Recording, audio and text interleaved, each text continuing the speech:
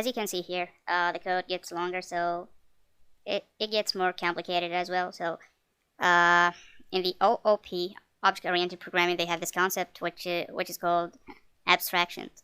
The idea of abstractions is, instead of having a very long code in one class, we can break that class into many different classes.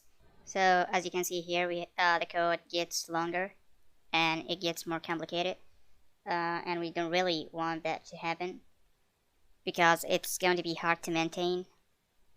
So in the OOP, object-oriented programming, they have this concept, abstraction. What abstraction means? Let's see in the following example. Instead of having a very long class with too many functions, we can break this class into many different classes.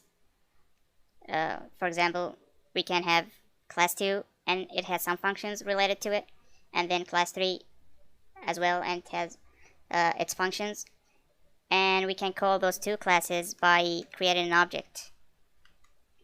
For example, we can get access to these functions by creating an object of class 2, and it's pretty much the same for class 3. Also, we can create an object and get access to these functions. So that's the idea of abstractions.